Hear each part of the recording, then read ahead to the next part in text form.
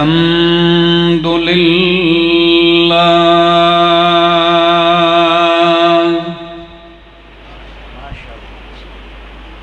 الحمد لله رب العالمين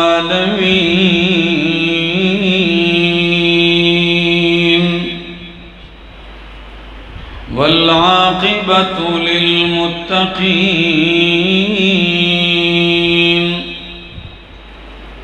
والصلاة والسلام على أشرف الأنبياء وإمام المرسلين وعلى آله وأصحابه وأهل بيته أجمعين أما بعد فأعوذ بالله من الشيطان الرجيم بسم الله الرحمن الرحيم كتب عليكم الصيام كما كتب على الذين من قبلكم لعلكم تتقون وقال تعالى إنا أنزلناه في ليلة مباركة وقال تعالى إنا أنزلناه في ليلة القدر وما أدراك ما ليلة القدر ليلة القدر خير من 1000 شهر وقال النبي صلى الله تعالى عليه وسلم من صام رمضان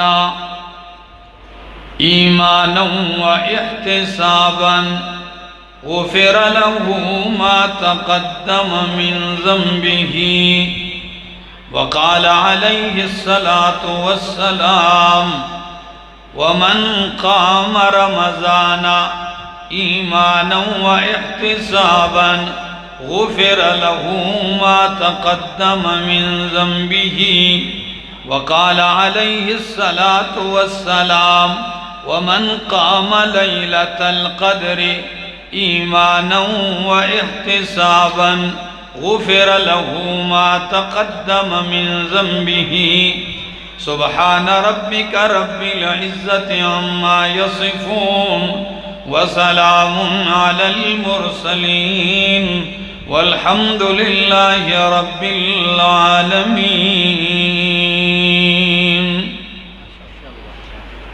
انتہائی قابل عزت، قابل احترام، ذی قدر و ذی وقار علماء کرام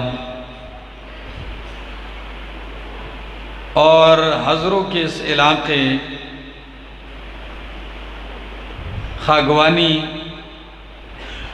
اور پھر اس محلے اور گرد و نواح سے آئے ہوئے میرے معزز مکرم دوستو، السلام علیکم.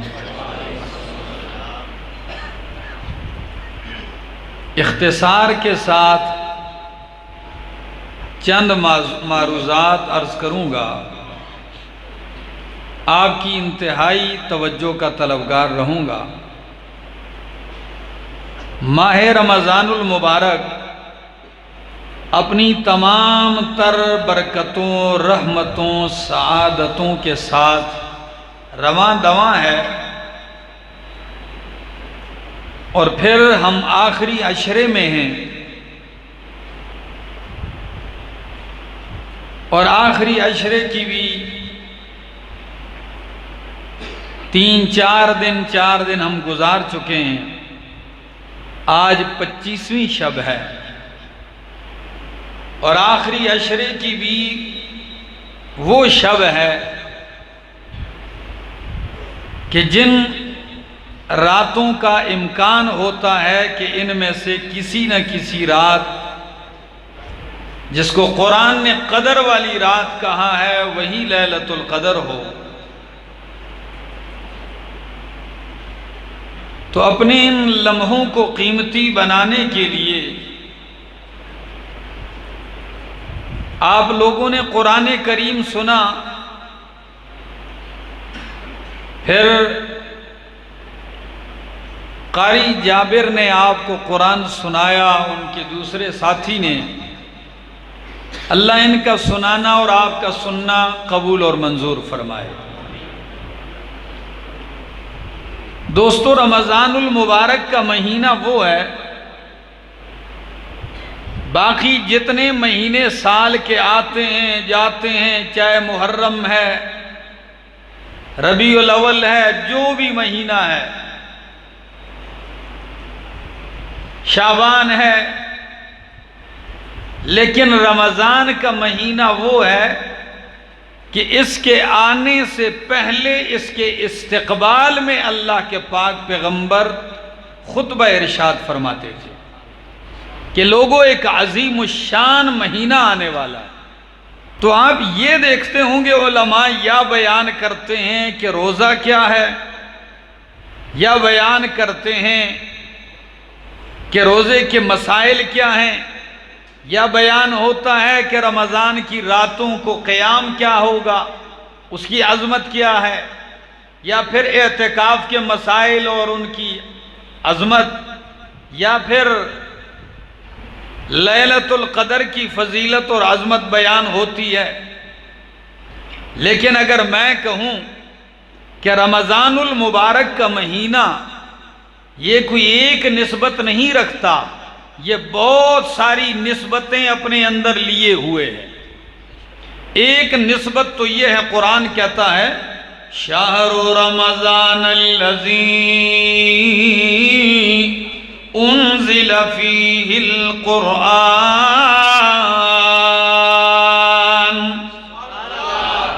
رمضان کا مہینہ وہ ہے انزل فیہ القرآن، جس میں قرآن اتارا گیا۔ اور قرآن مقدس دوسرے مقام پہ یوں کہتا ہے اِنَّا أَنزَلْنَاهُ فِي لَيْلَةٍ مُبَارَكَةٍ، ہم نے قرآن کو مبارک رات میں اتارا۔ سورہ دخان، یا اللہ وہ مبارک رات کون سی ہے؟ فرمایا اِنَّا أَنزَلْنَاهُ فِي لَيْلَةِ الْقَدْرِ، ہم نے قرآن کو لیلۃ القدر میں اتارا ہے۔ یعنی لیلۃ القدر کو قرآن کے نزول کا آغاز ہوتا ہے۔ قرآن تو رمضان کے مہینے کو یہ شرف بھی حاصل ہے، اور عجیب نسبت ہے کہ قرآن کے نزول کا آغاز بھی اسی مہینے ہوتا ہے، اور راتوں کو قیام میں بھی قرآن اسی مہینے میں پڑھا جاتا ہے۔ تراویح کے اندر قرآن پڑھا جاتا ہے پوری دنیا میں، حرم سے لے کر مسجد نبوی سے لے کر جہاں تک جاتے رہو، جہاں مسجد ہے تو قرآن سنایا جا رہا ہے۔ ایک ہی ہے۔ اور دوسری نسبت، اللہ نے رمضان المبارک کے دن میں آپ پر روزے فرض کیے ہیں۔ میں نے آپ کے سامنے سورہ بقرہ کی آیت خطبے میں پڑھی، اللہ فرماتے ہیں کتب علیکم الصیام کما کتب علی الذین من قبلکم، کتب علیکم الصیام، اے لوگو تم پر روزے فرض کر دیے گئے۔ یہ نہیں کہ بندہ روزے رکھے جی ثواب کا کام ہے، نہ رکھے تو تب بھی کوئی حرج نہیں، نہیں، یہ فرض کیے گئے ہیں۔ کتب علیکم الصیام کما کتب علی الذین من قبلکم، جس طرح تم سے پہلے لوگوں پر فرض کیے گئے۔ فرض ان پر بھی تھے، فرض اس امت پر بھی ہے۔ ہاں کیفیت جدا جدا ہے، کسی پہ 6 مہینے فرض تھے، کسی پہ سال بھر فرض تھے، کسی پہ زیادہ، لیکن اس امت پہ صرف 1 ماہ کے روزے رمضان المبارک کے فرض کر دیے گئے۔ کتب علیکم الصیام، روزے فرض کیے گئے ہیں۔ آپ کہیں گے اللہ روزے کی حکمتیں تو بہت ہیں، لیکن قرآن مقدس نے جو روزے کا فلسفہ بیان کیا ہے ایک ہی جملے میں آپ سن کے حیران ہوں گے۔ فرمایا کتب علیکم الصیام کما کتب علی الذین من قبلکم لعلکم تتقون۔ اللہ اکبر، تم پہ روزے فرض کیے گئے کس لیے؟ لعلکم تتقون، تاکہ تم تقوی دار بن جاؤ۔ روزے کا فلسفہ کیا ہے؟ لعلکم تتقون۔ اور عید کا فلسفہ قرآن ذکر کرتا ہے، وہ قرآن ذکر کرتا ہے وَلِتُكْمِلُوا الْعِدَّةَ وَلِتُكَبِّرُوا اللَّهَ عَلَى مَا هَدَاكُمْ وَلَعَلَّكُمْ تَشْكُرُونَ۔ علماء بیٹھے ہیں، اس جملوں پہ غور کیے کبھی آپ نے؟ روزہ اس لیے فرض کیا لعلکم تتقون کہ تقوی دار بن جاؤ، اور عید اس لیے تمہیں عطا کی لعلکم تشکرون کہ شکر گزار بن جاؤ۔ روزہ تمہیں پرہیزگار بناتا ہے، اور عید کا فلسفہ ہے کہ تم شکر گزار بن جاؤ۔ لیکن افسوس ہے روزے میں لوگ تقوی پھینک دیتے ہیں اور عید والے دن اللہ کا شکر چھوڑ دیتے ہیں۔ آپ نے غور کیا ہوگا کہ ہر نماز کے لیے اذان ہوتی ہے، ایسا ہے کہ نہیں؟ تم قاری جابر، یہ حضروں میں بغیر اذان کے آ جاتے ہیں۔ ہر نماز کے لیے اذان، حی علی الصلاۃ، حی علی الصلاۃ کی آواز آتی ہے، لوگ مسجد آتے ہیں، لیکن عید کی نماز میں اذان نہیں ہوتی۔ ہر آدمی اپنے اپنے انداز سے سوچتا ہے کیا وجہ ہے؟ بھئی ہم وجہ نہیں جانتے، مرضی ہے رب کی، دین کا حکم ہے، جہاں رب نے کہہ دیا کریں گے، نہیں ہوگا حکم نہیں کریں گے۔ لیکن ایک بات جو عقل میں آتی ہے وہ یہ ہے، اللہ فرماتے ہیں او میرا بندہ یہ عید کا دن ہے، سال پر میں تجھے بلاتا تھا تو آتا تھا، آج تیری خوشی کا دن ہے، آج میں بلاؤں گا بھی نہیں تو خود آئے گا۔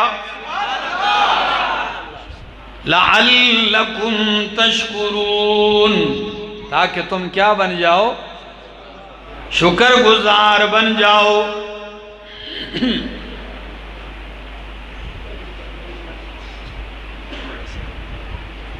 لعلکم تشکرون، تاکہ تم شکر گزار بن جاؤ۔ تو روزہ تقوی دار بناتا ہے، عید شکر گزار بناتا ہے۔ بندہ روزہ رکھے، نہ کھائے نہ پیے، شہوت کو خواہش کو چھوڑ دے، ایسا ہی ہے نا؟ حالانکہ یہ ساری چیزیں حلال ہیں، کھانا بھی حلال، پانی بھی حلال، لیکن شام تک اپنے اوپر بندہ حلال بھی حرام کر دیتا ہے، کیونکہ روزہ ہے۔ کیا ہے؟ تو روزے میں شیطان اتنا ازلی دشمن ہے انسان کا کہ حلال تو حرام بندہ سمجھتا ہے شام تک، لیکن دن بھر روزے میں حرام کو اپنے لیے حلال سمجھتا ہے۔ ایسے لوگ دیکھے ہوں گے آپ نے، کہ شام تک اپنے اوپر حلال تو حرام کر دیتے ہیں، بھئی روزہ ہے، کھانا نہیں کھاتا، پانی نہیں پیتا، لیکن تاش دن بھر کھیلتا ہے، ٹائم پاس کر رہا ہے، لوڈو سارا دن کھیلتا ہے، ٹائم پاس کرتا ہے، ایسا ہی ہے؟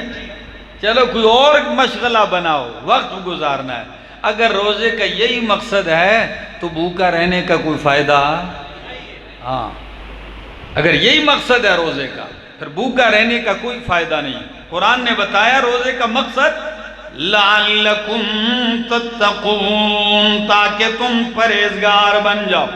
ایک مہینہ تجھے اللہ نے مشق کروائی ہے کہ میرا بندہ میری رضا کی خاطر حلال سے اپنے ہاتھ کی کمائی سے بھی رک سکتا ہے، تو میری رضا کی خاطر وہ حرام سے کیوں نہیں رک سکتا؟ یہ پریکٹس کرنی ہے اس مہینے میں۔ تو دن بھر آپ نے روزے رکھے، ملتا کیا ہے روزے دار کو؟ آپ کہیں گے روزے دار کو کیا ملتا ہے؟ اللہ۔ آئیے، روزے دار کو اللہ ملتا ہے۔ کیا ملتا ہے؟ اللہ ملتا ہے۔ میں سناؤں گا انشاءاللہ آپ کے 14 طبق روشن ہو جائیں گے۔ فرمایا اللہ کے محبوب پیغمبر صلی اللہ تعالی علیہ وسلم حدیث قدسی میں بیان کرتے ہیں کہ رمضان المبارک میں ابن آدم کا ہر عمل بڑھا دیا جاتا ہے 10 گنا سے لے کر 700 گنا تک۔ صحیح بخاری، 10 گنا سے 700 گنا تک عمل بڑھ گیا۔ نفل کا، سنت کا ثواب فرضوں کے برابر ہو گیا، فرضوں کا بڑھا کے 700 گنا کر دیا۔ یہ ہر عمل بڑھا، کیا؟ ہر عمل بڑھا حضروں والو، لیکن الا الصوم، روزہ ایسا نہیں ہے۔ روزے میں ہر عمل بڑھتا ہے سوائے روزے کے۔ یہ کیا وجہ ہے؟ کبھی آپ نے اس حدیث پہ غور ہی نہیں کیا، سنو گے مزہ آئے گا۔ فرمایا ہر عمل بڑھتا ہے 700 گنا تک، الا الصوم، مگر روزہ نہیں بڑھتا 700 گنا تک۔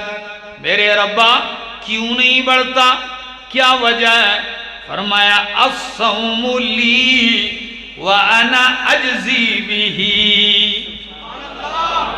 الصوم لی یا فإنہ لی وَأَنَا أَجْزِي بِهِ، روزہ میرے لیے ہے، اس کا بدلہ میں خود دوں گا۔ کیا دوں گا؟ خود دوں گا۔ باقیوں کا 700 گنا، 800 گنا، 10,000، 1400، جتنا مرضی اللہ بڑھائے، روزہ ایسا نہیں۔ کیوں؟ باقی چیزیں حساب والی ہیں، روزے میں حساب نہیں ہے۔ قرآن کہتا ہے انما یوفی الصابرون اجرہم بغیر حساب، اللہ روزے داروں کو اجر دے گا، اللہ صبر کرنے والوں کو بے حساب اجر دے گا۔ جب صبر والوں کا اجر بے حساب ہے تو روزہ نام ہی صبر کا ہے۔ روزہ کس چیز کا نام ہے؟ صبر کا نام ہے، اور صبر والوں کا اجر بے حساب بے شمار ہے۔ تو اس لیے فرمایا یہ 700 800 والے حساب سے باہر ہے۔ یا ربا دوسری فضیلت بھی تو سنتے جائیے حضروں والو۔ اللہ اکبر، اللہ کے پاک پیغمبر فرماتے ہیں، اللہ فرماتے ہیں روزہ میرے لیے ہے۔ کس کے لیے؟ تو اس لی میں کیا فلسفہ ہے؟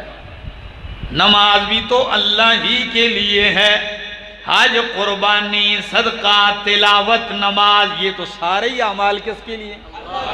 پھر کیا وجہ ہے کہ روزے کو خاص کیے کہ روزہ میرے لیے ہے؟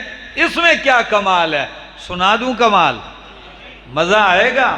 روزے دار اپنے روزے پہ خوش ہوں گے۔ فرمایا اس لیے میرے لیے ہے۔ ایک وجہ تو یہ ہے، جو میرے استادوں کے استاد سند المحدثین شیخ الحدیث حضرت مولانا قاضی شمس الدین رحمہ اللہ اپنی کتاب الہام الباری کے اندر لکھتے ہیں بخاری کی شرح میں، اور عجیب نکتہ ذکر کرتے ہیں اس حدیث کے تحت۔ وہ کہتے ہیں کہ حدیث قدسی کا مطلب کہ روزہ میرے لیے ہے، عبادتیں باقی بھی اللہ کے لیے ہیں، لیکن باقی عبادتوں میں شرک ہوا ہے۔ ایک روزہ ہی ایسی عبادت ہے کہ یہ ہر دور میں صرف اللہ ہی کے لیے رکھا گیا ہے۔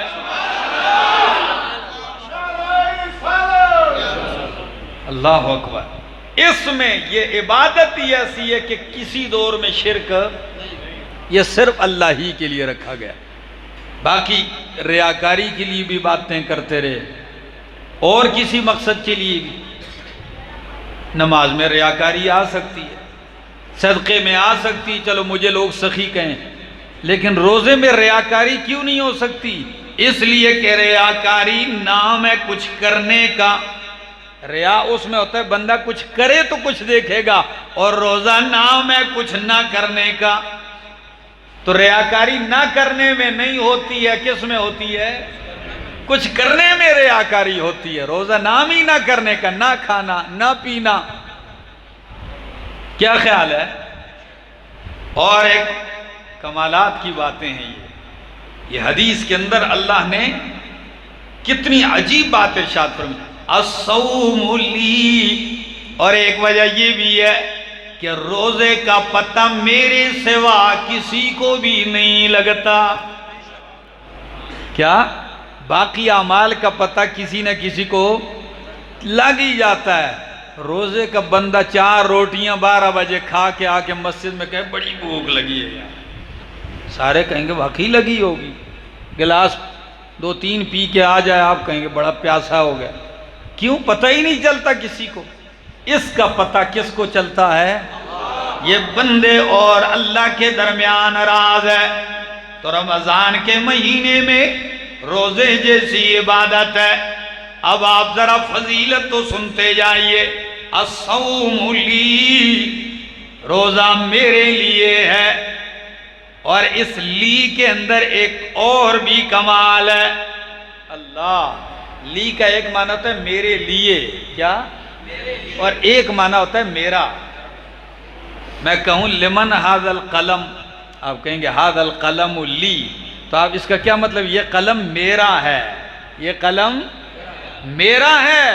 اب اس میرے میں اور میرے لیے میں فرق ہے، ذرا اس فرق کو سمجھو، جھوم جاؤ گے۔ کیا ہے؟ فرمایا پہلا معنی تھا روزہ میرے لیے ہے، اور دوسرے معنی کے اعتبار سے معنی ہوگا الصوم لی وانا اجزی بہ، روزہ میرا ہے اور اس کا بدلہ میں خود دوں گا۔ اس سے بڑھ کر اور فضیلت کیا ہو سکتی ہے کہ عمل بندہ تیرا ہے اور تیرے عمل کو اللہ کہہ دے یہ میرا ہے۔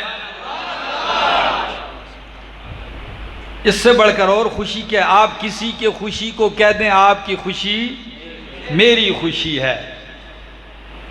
تو اللہ نے آپ کے عمل کو فرمایا میرا ہے۔ اللہ اکبر۔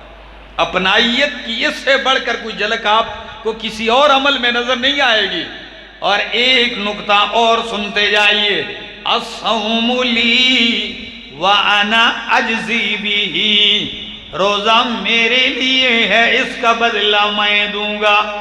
اس کا بدلہ آپ کہیں گے نماز کا بدلہ بھی تو اللہ دے گا، حج قربانی صدقے کا بدلہ بھی تو اللہ دے گا، پھر روزے کو کیوں خاص کیا کہ اس کا بدلہ میں دوں گا؟ جواب سنیے اور اپنے روزے پہ خوش ہو جائیے۔ فرمایا باقی عبادتوں کا بدلہ فرشتوں کی وساطت سے دیا جائے گا کہ فلاں نے اتنی نمازیں پڑھی اتنا بدلہ دے دو، فلاں نے حج کیے اتنا بدلہ دے دو، لیکن روزے کی باری آئے گی اللہ اس کا بدلہ خود دے گا۔ وَأَنَا أَجْزِي کو محدثین میں سے کچھ نے اجزا بھی پڑھا ہے۔ پھر تو لطف ہی دوبالا ہو گیا اجزا بھی کا. پہلا معنی روزہ میرے لیے ہے، اس کا بدلہ میں دوں گا. اور دوسرا اگر وہ الصوم لی وانا اجزا بھی تو معنی ہوگا روزہ میرے لیے ہے اور اس کا بدلہ میں خود ہوں. اس کا بدلہ تو روزے دار کو کون ملتا ہے؟ اللہ ملتا ہے. کبھی غور کیا ہے حدیث کے اس جملے پر کہ لخلوف فم الصائم اطیب عند اللہ من ریح المسک. روزے دار کے منہ کی بو اللہ کے ہاں کستوری سے زیادہ محبوب ہے. حاجی صاحب، روزے دار کے منہ کی بو اللہ کے ہاں کستوری سے زیادہ پسندیدہ ہے. کبھی غور کیا کہ ظہر کے بعد یا 12-1 بجے کے ٹائم جب معدہ خالی ہوتا ہے تو منہ سے بو آتی ہے، پیٹ خالی ہونے کی وجہ سے. اور ہوشیار لوگ جو ہوتے ہیں اس وقت عصر تک مغرب تک منہ زیادہ کسی کے قریب کر کے بات بھی نہیں کرتے کہ میرے منہ کی بو سے اس کو تکلیف نہ ہو. ایسا ہی ہے، رومال رکھتے ہیں، ٹیشو رکھتے ہیں دور رہ کے کہ تنگ نہ ہو. اس روزے کی وجہ سے آپ کے منہ سے جو بو جاتی ہے اس سبحان ذات کے ہاں کستوری سے زیادہ محبوب ہے. کتنی بڑی بات ہے. پھر میرے اس استدلال پہ غور کرو گے تو کچھ سبحان اللہ کی آواز پھر مجھے آنی چاہیے. فرمایا لخلوف فم الصائم اطیب عند اللہ من ریح المسک. روزے دار کے منہ کی بو اللہ کے ہاں کستوری سے زیادہ محبوب ہے. تو حضروں والو، جب اس کے منہ کی بو کستوری سے زیادہ محبوب ہے تو خود روزے دار کتنا محبوب ہوگا؟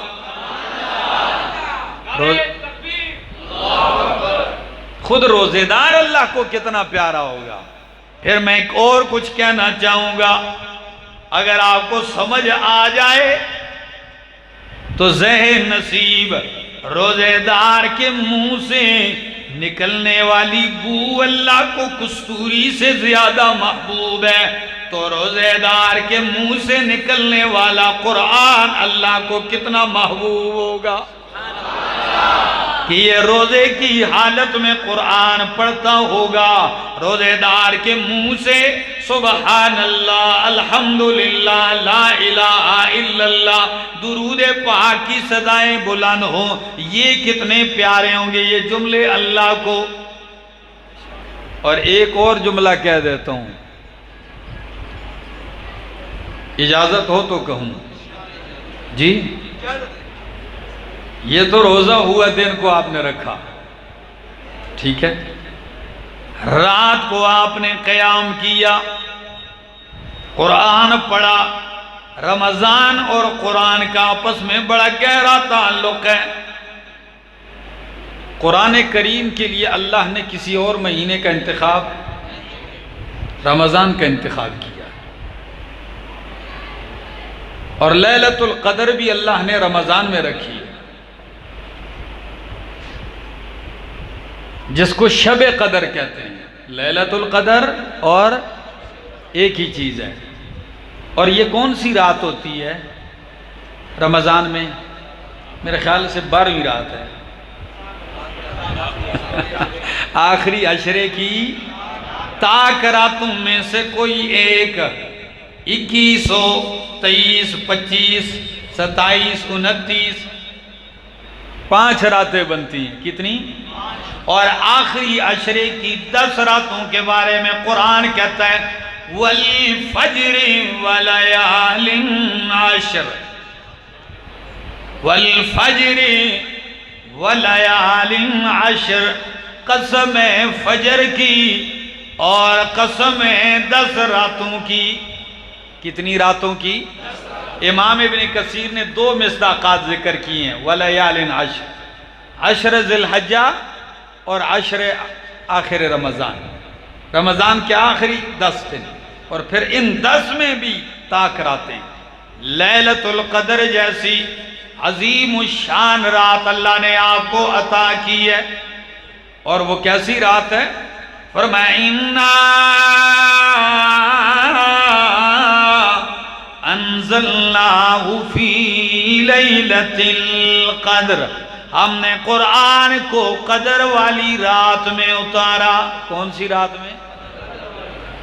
اب وہ لیلۃ القدر والی رات اس کو کیوں کہتے ہیں؟ کچھ وجوہات ذکر کرتا ہوں، آپ شاید سمجھ جائیں، زندگی میں آپ کو فائدہ تو دے.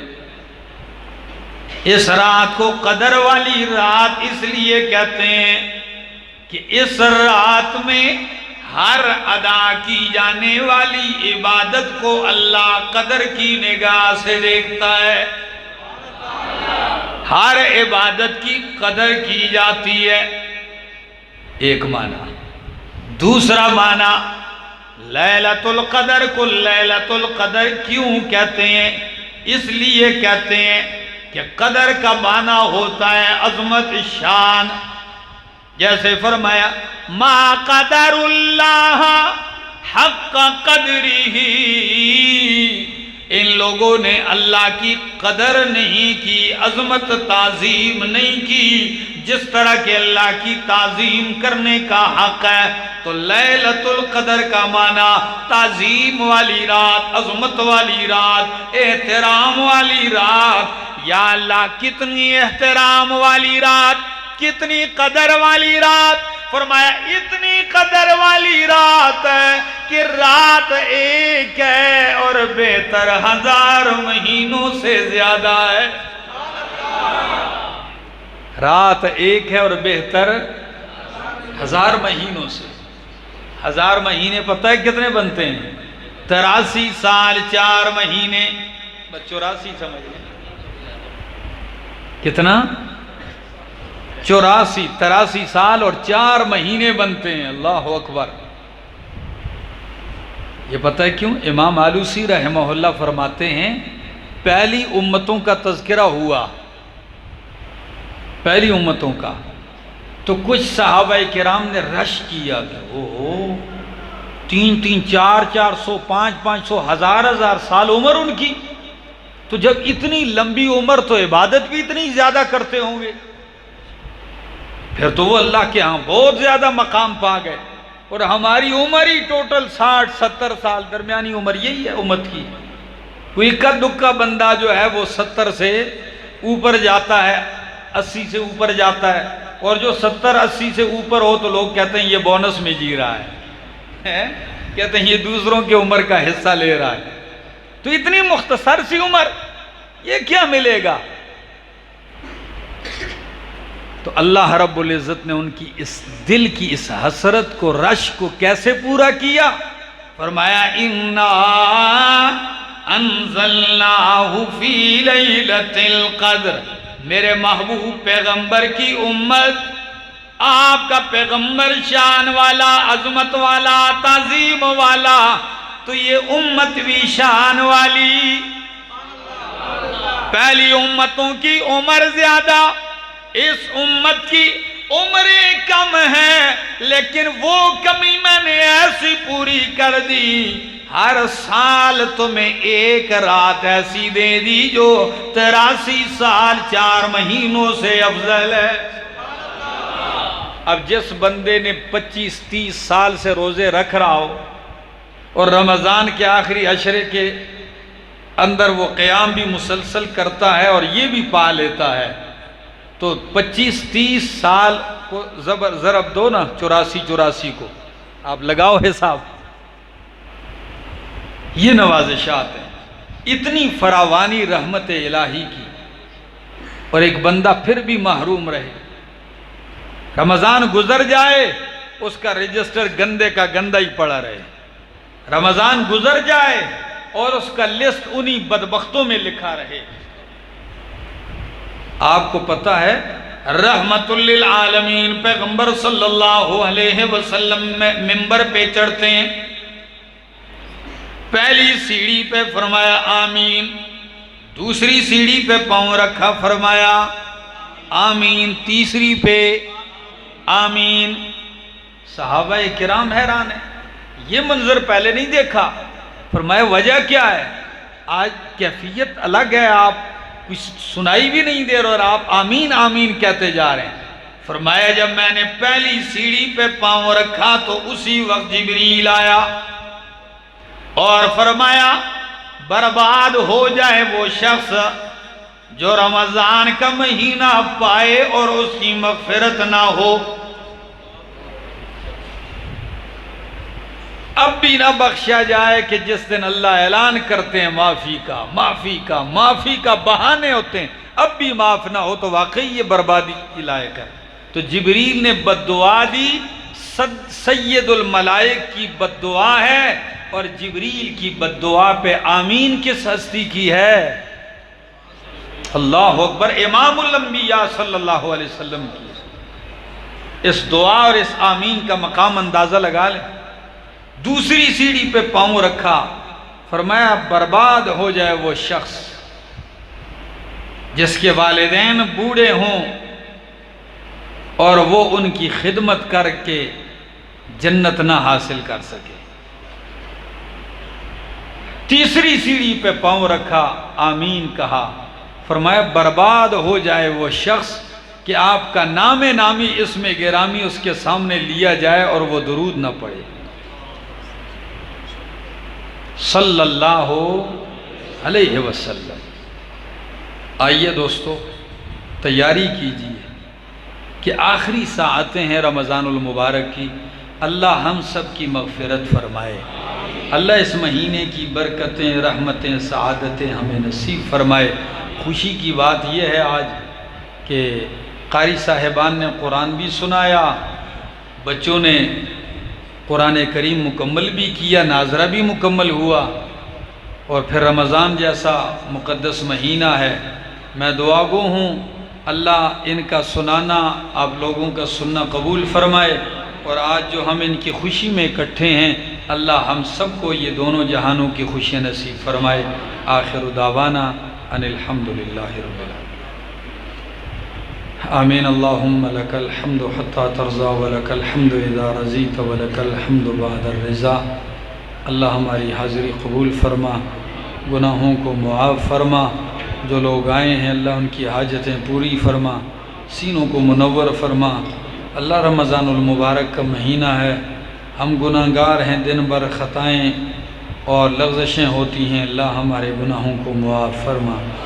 اے اللہ ہم پہ اپنا خصوصی رحم و کرم فرما، جو بیمار ہیں اللہ انہیں صحت تندرستی نصیب فرما، جو پریشان حال ہیں ان کی پریشانیاں اللہ آسانیوں میں بدل دے، غموں کو خوشیوں میں بدل دے۔ وصلی اللہ تعالی علی النبی الکریم وعلی آلہ وصحبہ۔